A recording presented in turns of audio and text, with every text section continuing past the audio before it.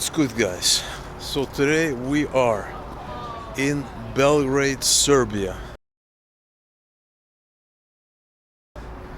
which is one of my favorite countries in Europe. I really like Serbia. Serbia is a very interesting place. Very friendly people, very hospitable people, and we're actually located in kind of the central part of Serbia's capital, Belgrade. And actually, to my right, you can see a river, and this is the river of Sava, which actually flows into Danube.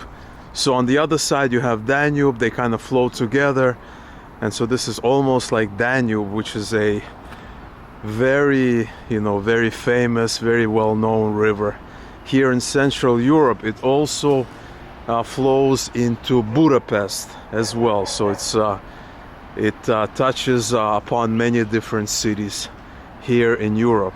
And our plan for today is explore the center of Belgrade here, show you a little bit around some of the the main parts, tell you about why I like Serbia so much, what's so special about this place, and hopefully after that I'll get my brunch.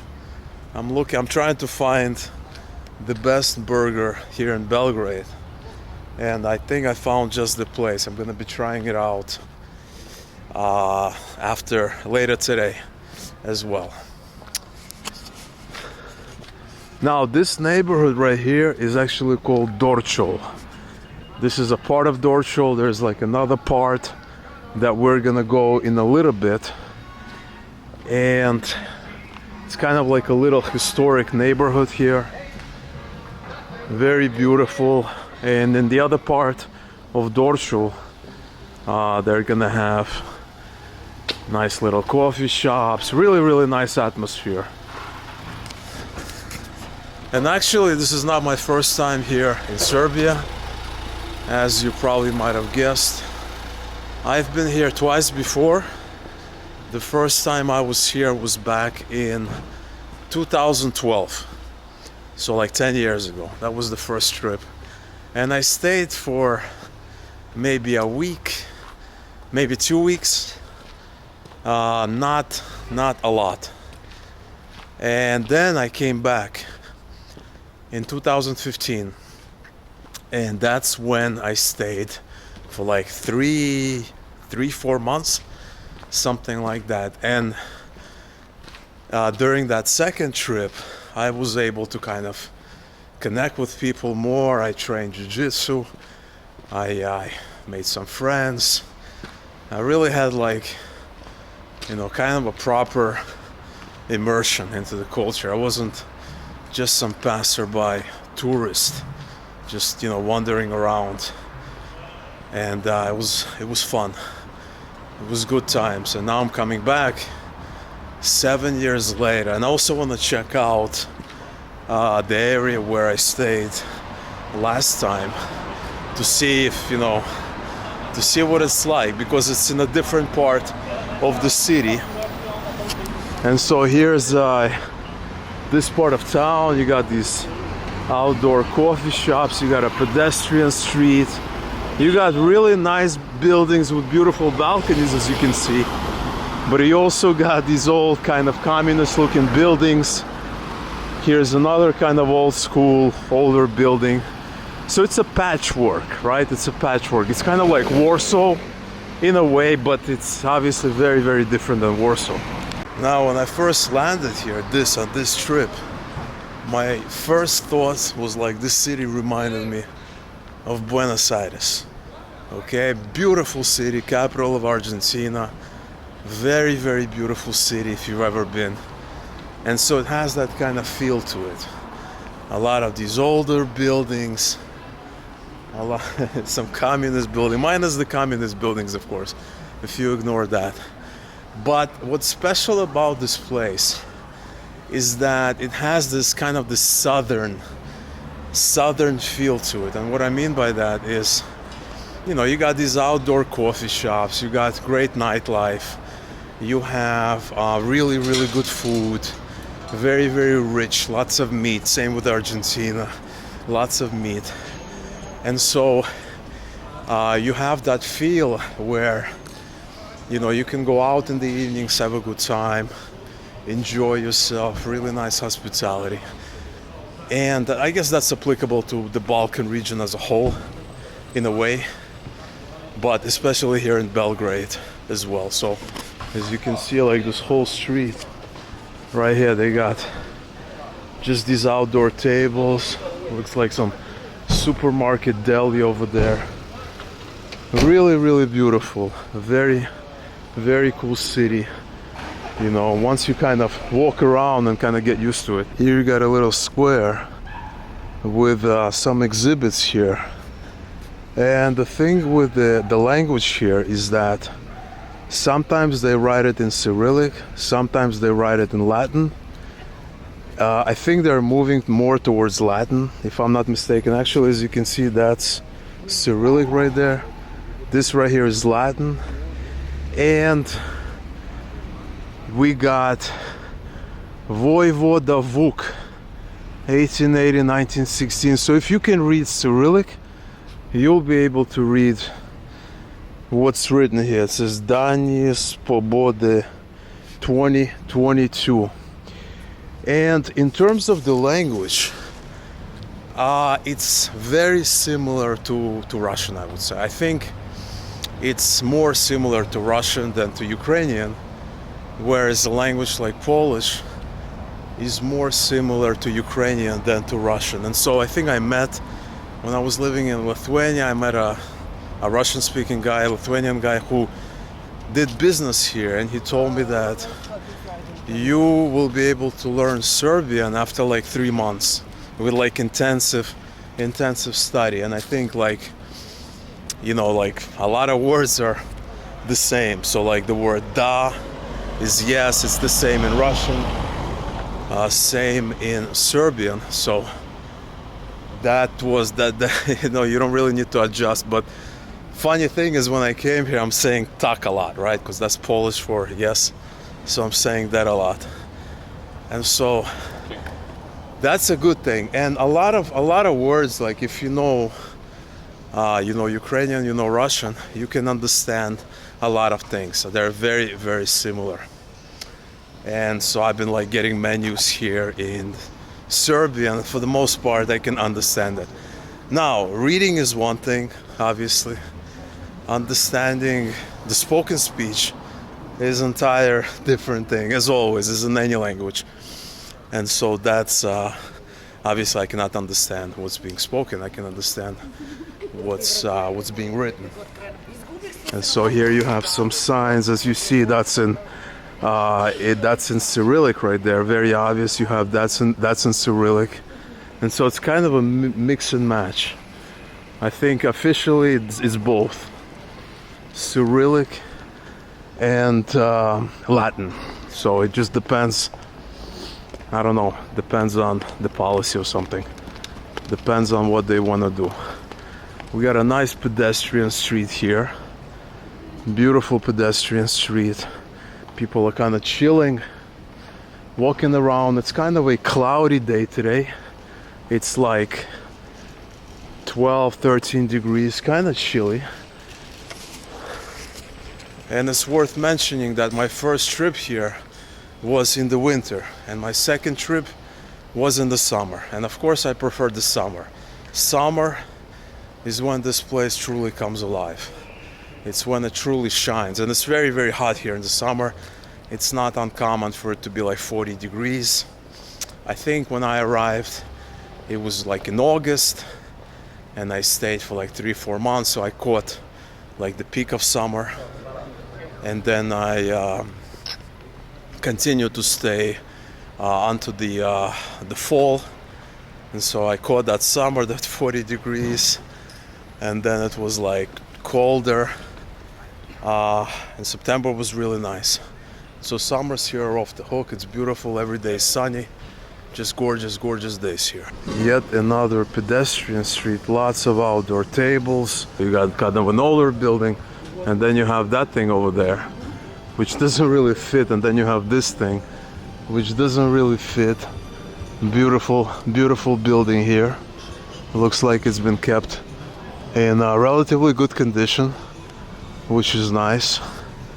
And so this is like a cool area. Like, imagine how it is in the summer evenings when the temperatures drop a little bit and people can just chill. Everybody's out. This place is completely packed. You got some coffee shops, another restaurant.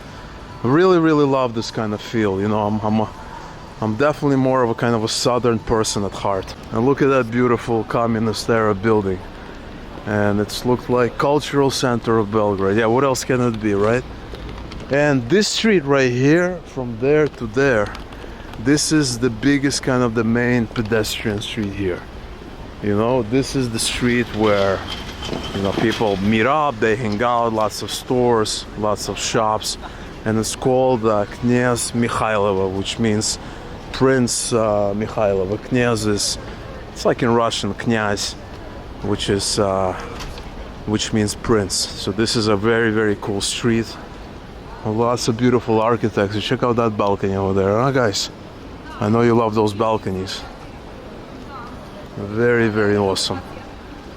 There in the distance, that's a really cool building over there. Very, you know, kind of has this, you know, Central European feel, kind of Austrian influences all over. And right now we are approaching kind of the main square here in the city. And this square is called Trg Republika, which means Republic Square. You have the one of the important figures of Serbian history over there on the horse. You got this big, big, nice square. And if I recall, this was where a lot of people would meet up. Like last time I was here, it's like, let's meet up at Trg Republika, and people would come from all over Belgrade, different parts. They would just come here. You have Narodny Muzey, which is in Cyrillic, which means museum of, you know, what is it, like a public museum, people's museum, something like that. Narodny means of the people. So you have that, and that's in Cyrillic. This is all in Cyrillic. You have, that's in Cyrillic also, Serbia, Stvara. See, some things I can understand, some things I cannot. If I take a look. And what's interesting about the language here is that a lot of words, like when you translate them into Russian, they kind of make sense, but they sound pretty funny in Russian. Like a good example is exit, entrance. So I believe exit is like ulas, entrance is like islas, or the other way around. And when you translate that into Russian, it kind of means like crawling out of something. So it's always funny when you know like a language and you get to know another language of the same family. There's a lot of similarities, but it's funny how they're used. Happens, I guess, in all language families this way. So the first time I saw that, I never forgot it, but I was chuckling because it sounds so funny in Russian. Here I believe we have like a drama play theater right here, 1922. And now we're going to be walking away from the center, and we're going to be going to the area where I used to live. That second time that I visited, where I stayed for several months. And I'm kind of remembering it roughly. I have it marked on my map from last time, thank God. Otherwise I probably wouldn't be able to find it. And so we're gonna go and see if that building is still there, what the situation is. It's gonna get interesting.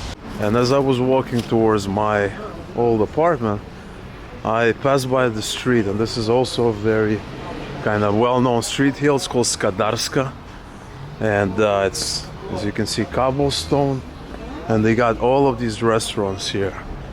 And I remember last time I was here, I had One of the best meat I've had in a long time. This big dish.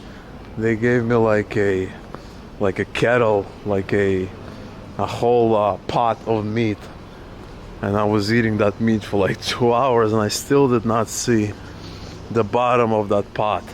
So as you can see, it says Skadarska улица, exactly how it would be in Russian. Probably in Russian it would be Skadarskaya улица, but I think in pretty much all the other Slavic languages they don't put that ya at the end, so it's always Skadarska. So here you have, and so you got these nice little streets here. Interesting buildings. Then you got this building, looks like fairly old over here. And that one is Simina. Simina could be maybe Simena, which means a family street, or maybe something else. And look how cool this looks. It kind of slopes downward, and you got these little restaurants, different styles. Like look at that cool cafe or restaurant here with that nice the red rose. It's Червена Róża. So Червена is red in Ukrainian, Червона, I guess in Polish also. And you have Róża, which is, as you can see, rose. And so, like I said in the beginning of this video, I find this region absolutely fascinating. The Balkans, Yugoslavia, I read a lot about it, studied a lot about it, really fascinated with this whole region, kind of with the history here. And one of the things is obviously the language. And Serbian, the language that's spoken here, is very similar to, you know, a language like Croatian. And I think it's also fairly similar to like Montenegrin. It used to be called Serbo-Croatian. Now, of course, it's not called that anymore. And but from my understanding, in Croatia, they use exclusively Latin alphabet. So you're never gonna see Cyrillic. And that's a cultural thing, right? In Serbia, the religion is Orthodox. In Croatia, the religion is Roman Catholicism. So that's one thing. And, you know, Croatia is more kind of Western oriented, whereas Serbia is, I would say, not so much so. It has kind of closer ties with Russia, for instance. But in terms of the languages, from what I understand, Croatian and Serbian are, if not the same language. It's kind of like in Moldova. They used to call it Moldovan, now they're calling it Romanian. And so as an example, if you know like another Slavic language, right there it says Samo mesečne karte. I understood what mesečne karte means. It means monthly card. And Samo, I'm assuming, just means only with a monthly card. So you can kind of get by, which is really, really nice if you know another Slavic language. Now, another place that Serbia reminds me a lot of is Eastern Europe. Well, not only you have buildings like that in Kiev, you know, in the center of Kiev, but just this overall feel, the mentality, you know, kind of like the people, just how things are done, in a way, not 100% obviously. It reminds me a lot of Eastern Europe. A lot of those characteristics, a lot of those qualities that are present here. All right, so now I'm getting the feeling that we're very, very close. I remember this park on the right hand side and I lived on the left hand side. So I think once we get to the end of that park over there, it's gonna be a street on this side. So we're very, very close. I'm excited. I am excited to see what's there now. So there's the end of that park, and I lived on this street right here. So if you walk over, I definitely do not remember this restaurant taking up half the sidewalk. Do not remember that. Ulica Vojvode Dovrnica. All right, let's see what's on the street here. Let's see if I can remember it. Complete patchwork. You know, you got buildings like that, buildings like that. Very, very different. No, I didn't live in an apartment building. I lived in a kind of a small house. So we're gonna see if it's down there, I believe. Should be something there. I mean, this was 7 years ago. Completely different world. Oh, that's a nice building over there. Take a look at that. Very modern. Very cool. These buildings aren't bad at all. This office building wasn't there. Man, I don't think my house is here. Let me pull up my my Google Maps. No, we walked past by it. Let me see. Nah, it's not here. It's not here. You have some parking here. It was around here somewhere. Oh my god, that's crazy. It was such a nice little house, and it had this little area where you had the other houses there. Maybe it was around here somewhere. My god, that's so crazy to come back and not even see your house again. That is crazy. Maybe it was around here, because look at this. This is brand new. That's very new. Look at this. It was probably here somewhere. Oh man, that is crazy. It was such a nice experience, because you walk in, there's like a bunch of other houses. You kind of have this main area. The neighbors would come out and like share with me their like arakia, which is this alcoholic drink, and just say hi and chat. And it was such a great experience with the whole terrace there. And now I can't even find it. Jeez, man. Can't be real, but it is real. All of this was demolished, I guess, for these new buildings. That is so crazy. That is crazy.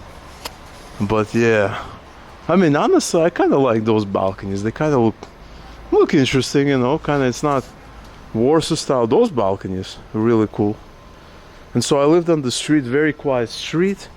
I would walk that way, turn the right, and go towards the center. And now I'm realizing how far away from the center I lived. But a really nice street, very quiet, very chill, no complaints. Had my coffee in the terrace. Talked to the neighbors, and broken words with just trying to explain, broken Serbian. It was a lot of fun. And now it's not even there anymore. How crazy is that? How crazy is that? Now, as I said, I used to train jiu-jitsu, which I credit to one of the best ways of meeting locals. I've done that like in all countries. And so I would walk that way, and like somewhere down there I would find the school. And I'm pretty sure the school is still there, because it was in a kind of like a public school building. So they rented like a room, which is the case you see a lot in Eastern Europe. Like in Ukraine is the same thing. In Lithuania they basically rent like a part of like an old school, or they buy it out. And so pretty sure that school is still there. At least that building is still there. I don't know if the school, that whole organization is still there. But man, that's one of the best ways of meeting locals, because it's hard to meet locals. But when you train with them, you guys work out together, you guys train together, you can talk, you can let your guard down, you can remove your filter and you can talk about just about anything, right? And I remember we would train, and then we would talk about like politics, Yugoslavia, and like all of these things that I was so curious about back then. And they would tell me like their viewpoints, and you got to be careful talking about politics, and that is not something I do unless I actually know the person and I actually feel comfortable. But that is what we did. We talked about, and they would tell me their viewpoints on this whole region, which is very combustible, right? This region is very has a very rich history, shall we say. And so that was some of my best memories of that last trip. And guess what we see just a block away from where I used to live? Lidl. I am 1000% sure it wasn't there last time I was here, because I'd be shopping here. It definitely was not here. We got Lidl. In fact, I think it opened up fairly recently. I'll have to look it up, but I think it's fairly recently here. I think I read about it somewhere. So we got Lidl. We're gonna check it out in a second. But just take a look at this building. This gorgeous, gorgeous building that you kind of see all over Belgrade. And you're gonna see more of these buildings outside the center. Across Danube, there's another area there, another part of Belgrade, and you're gonna see all these, lots and lots of these buildings, lots of old communist buildings. I mean, what are you gonna do? Yugoslavia was communist, right? So we have free market and we have communism, right? Communism, where people all aim to do together and work together, and there's no free market, at least in theory. At least in theory, right? And here we have the new Belgrade. Old Belgrade, new Belgrade. And in a city like Belgrade, it really, really helps to know locals here. Because one of the things about the city is that it's not, it's not evident, it's not clear where you should go, how should you spend your time. Because when you arrive here, you see, you have the center, you have Skadavska, you have your tourist parts, but there's a lot more to Belgrade that a casual tourist might not get to see. And this is very, very true in kind of these kinds of cities. So like Moldova, Chisinau, it's the case as well. You come in, you don't know, it's all over the place, it's not clear. Same thing here in Belgrade. When I lived in Latin America, it's the same thing. There's cities where you gotta know people that have lived there, and they're gonna take you like to the most amazing parts. And this is completely different from the city like New York, right? Where you can read a guidebook and in 5 minutes understand the best pizza, the best burger, the best that. And yes, some people might say, well, no, it's not the best. I know the best because I'm a local. Yeah, but for the most part, I guarantee you don't really need a local there. You're gonna discover all you need to know. But here in Belgrade, it's tricky. It helps a lot to know people that have lived here. So that was another benefit, is that you meet somebody, they're like, hey, have you tried this place? And I'm like, where is it? And he's like, oh, it's on the street. Walk 2 blocks, you're gonna see they got the best pizza there or something. And I would have never found it just by Googling around. And now we are gonna try to find a burger place. I think there's gotta be a burger place somewhere around here, if I'm not mistaken. I heard good things about it. Let's see if we can find it. And looks like we found our brunch place, Smash Burgers. Hope it is good. Alright, so I got my burger, and this is a triple burger. And the price was 910 dinars.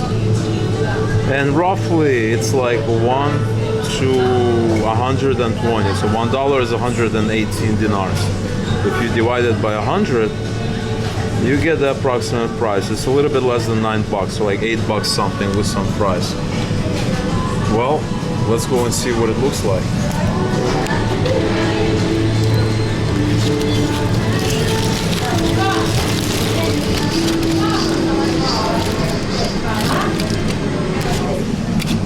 And here's the burger. It's triple. I'm glad I ordered triple because it looks like a regular burger with 3 patties. Anyway, bon appetit to everyone. Hope you're having a wonderful day. So, quick tip. If you're gonna be eating burgers here in Serbia, you wanna order at least a triple, maybe even a quadruple. Because if you order a single, it's a very thin patty. And this is the second place that has this kind of style burgers.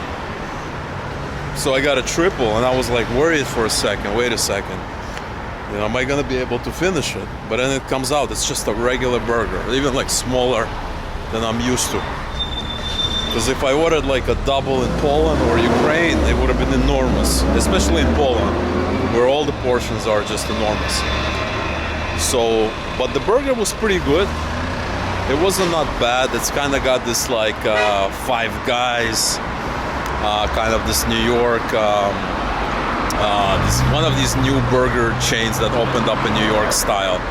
Thin patties with some topping. It's not like a traditional burger with like a thicker patty, but still not bad, not bad. Would come back again, would come back. Did you ever see a car park on a staircase before? I personally haven't, and I thought I've seen it all.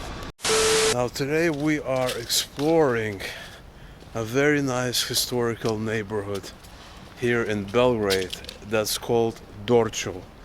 And so here I am in this neighborhood. It's residential, mostly residential neighborhood. There's some coffee shops, small mom and pop restaurants, street side cafes. It really does come alive in the summer, right? It's all green, it's all beautiful, looks a little different now in the fall, but still this is an awesome neighborhood. This is where I stayed, I think, on my first trip. If I recall, I stayed somewhere in this neighborhood. I don't exactly remember where it was, but it was around here somewhere. It's a relatively large neighborhood. And actually I talked about how the languages here, you have Croatian, Serbian, Bosnian, Montenegrin, and I ended up talking to a local and he basically told me that it's all the same language.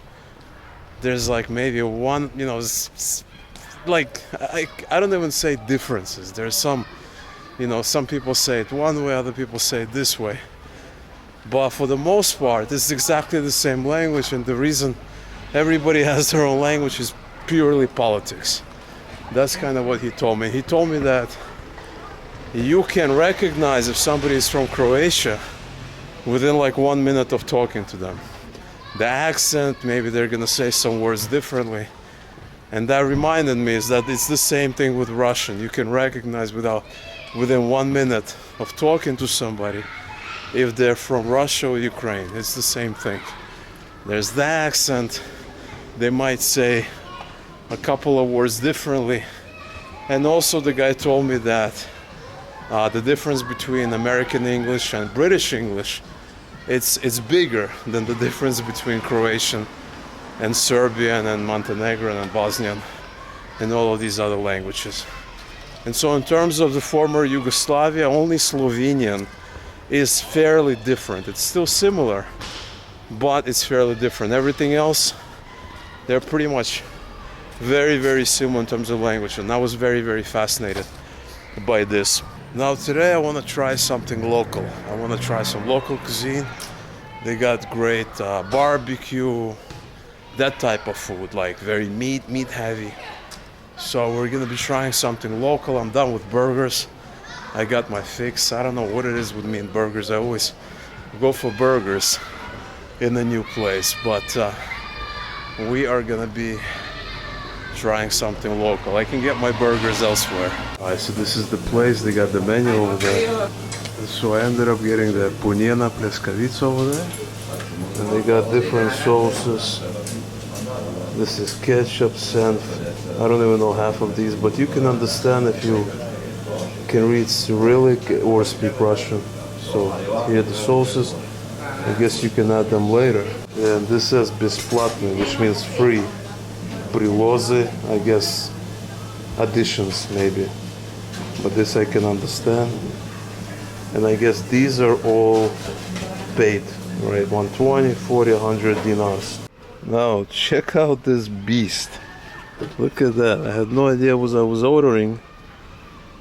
And that's a lot bigger than the burgers I was having before. Look at that. Well, bon appetit to everyone. Hope you're having a great day. Alright, let's try this bad boy out. Man, that is serious.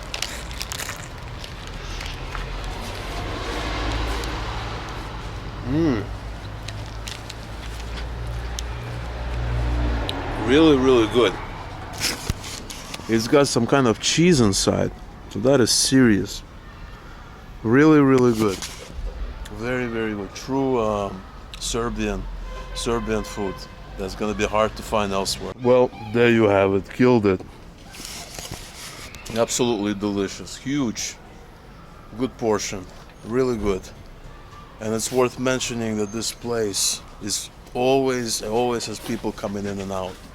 There's always people here, so it must be popular, must be good, and the food was really good. So definitely when it comes to food, this part of the world will never disappoint. I'm a big eater. I love my meat. I love to eat big portions. I love to eat kind of very heavy food.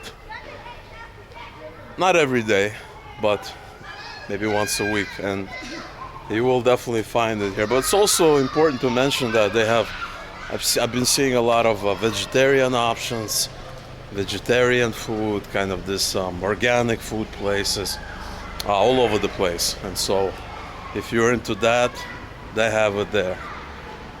Anything that you want, you'll be able to find it here when it comes to food preferences. And here, if I'm not mistaken, it says Zvezda, which means star, and this is, I believe, a Serbian football club that's based here in Belgrade. And so it's always interesting to look at local graffiti, kind of see what's happening. That says, I think, Delije. This says Zvezda. Says something else over there.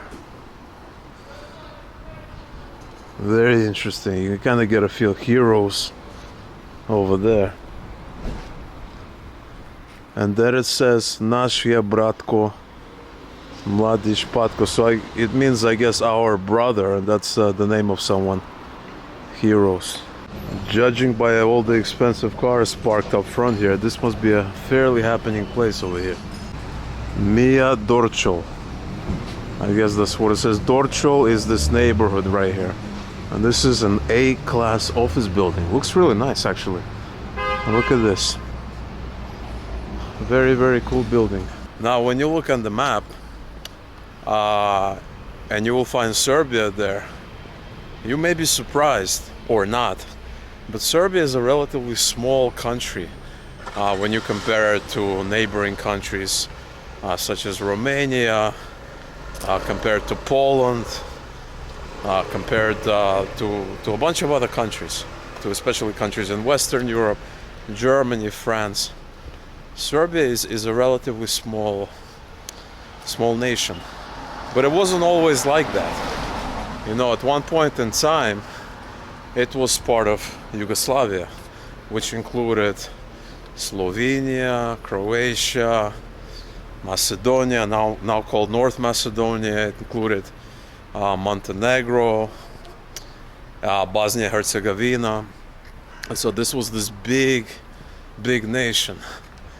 And there was a ruler there, like a person who was kind of in charge.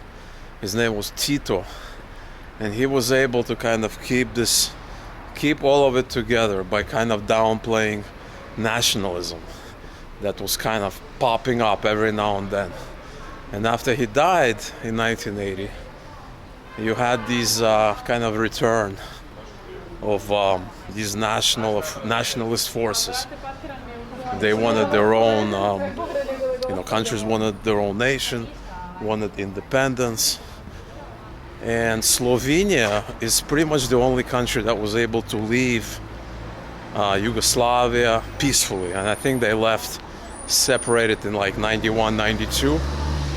But all the other places, it wasn't very, very peaceful. So especially with Croatia, they fought wars. And the end result is that all of these countries, the great Yugoslavia, fractured, and now you have every country, that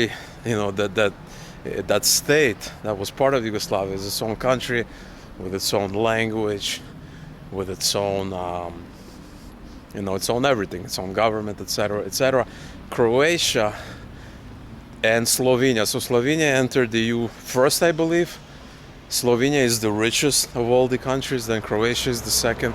Croatia entered the EU And now, 1st of January of next year, Croatia will be joining the Eurozone.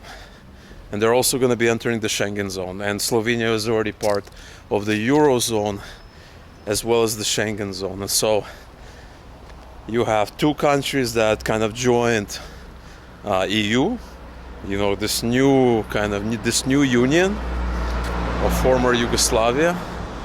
And then you have the other countries they haven't joined. I believe Montenegro has the euro as the currency. And so it's not clear, you know, if or when the rest of the former states of Yugoslavia will join EU. I guess time will tell. But it's interesting, right? At one point in time, this used to be this huge nation, huge and powerful nation. But now it's a fractured. Everything, they were fractured into smaller countries.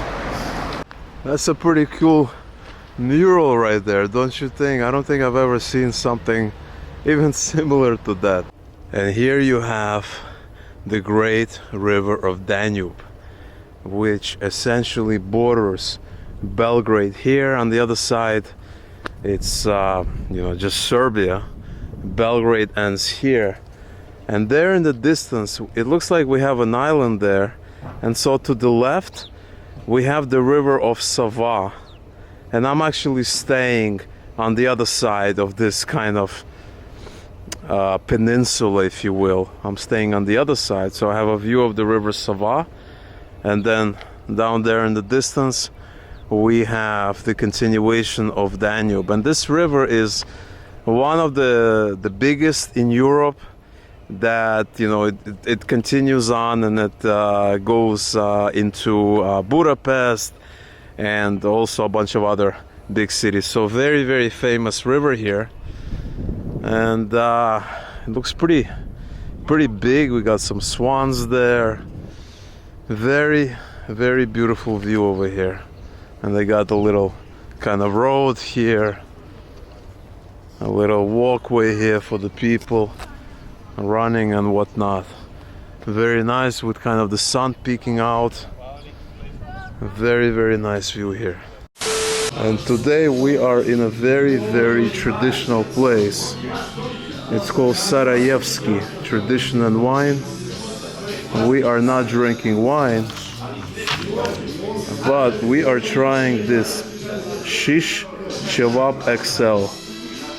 XL is extra large. I heard good things about this place. Looks very, very cool, very legit. So we're gonna be trying some real traditional food today.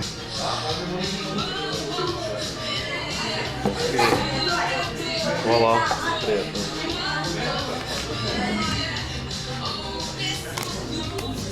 Well, this is what we got. Voila. This is what we got. We got the sandwich, and it's made up of these pieces of meat, and it's called kebab. And we got some mustard, onion, and we have a salad, cucumber and cheese salad. It looks great. Looks great. Bon appetit to everyone. Hope you're having a good day. So that sandwich was delicious. Delicious as usual. And the meat here, I gotta say, it's special. I can probably eat that sandwich every day. Sandwich, and I got the extra large, and I even had some room. I was thinking, should I order something else, another sandwich? Really, really good portions. If you order the extra large, of course. Really, really good food. This is what I like about Belgrade. These side street cafes here and restaurants right here. And these kinds of streets. I mean, look at this door. Look at these balconies here. Building. Everything is green, and in the spring this place looks amazing. Look at that. That's still fairly green in November. You got really cool, very, very cool neighborhood here. Little shops, coffee shops. I really, really love that style. This is Ulica Strahinja. Strahinjica Bana. There you go. In Cyrillic as well as in Latin. What a cool neighborhood. And you got, it's kind of hilly as you can see. Belgrade is not just purely flat. Kind of hilly. You got some cobblestone streets. So all a really nice mix. Definitely a nice mix. You got these big, kind of older corner balconies. You see those rounded balconies there. Really amazing. And you got these cute little shops right here on the side. There's another outdoor cafe. And there's a cool building, that yellow one. Looks really cool. Would be nice to live in one of those buildings. Just come down, have your coffee, do some people watching. And look at this building here. This must be a hotel or something. Look at that. Amazing. Incredible. Another street cafe right here.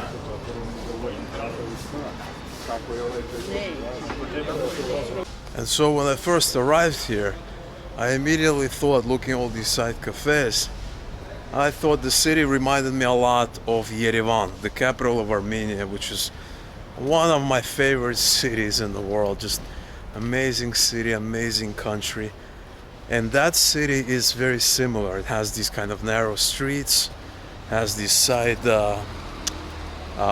street cafes, very green. Obviously this was in a kind of in a spring season, late spring, early summer when we were there, and now this is November and still I'm walking around with a t-shirt on. Really awesome. Really awesome. And then as I walked around more, it kind of started to remind me a little bit of Buenos Aires, and so it's kind of a mix, probably closer to Buenos Aires, the feel here. Another really awesome city. When I decided to return to Serbia, I was on a mission to reminisce about the past, about the time I spent late summer and fall in this great Serbian capital, connecting with the locals, enjoying local food and soaking up the Balkan ambience. Even though that was more than 7 years ago, it truly felt like it was just yesterday. Those hopes were dashed when I realized just how much the city had changed. My super cozy apartment with a scenic courtyard that I shared with several other friendly families was no longer there. And, most likely, with it gone, were the neighbors who always greeted me, asked me about my day, and never hesitated to invite me for some homemade rakia. Still, as I walked back home that evening, I couldn't resist the magical feel of the city that remained throughout all those years. The city may have evolved and changed, but the feeling of being back in Serbia and its great capital was exactly how I remember when I set my sights on discovering this incredible land more than a decade back.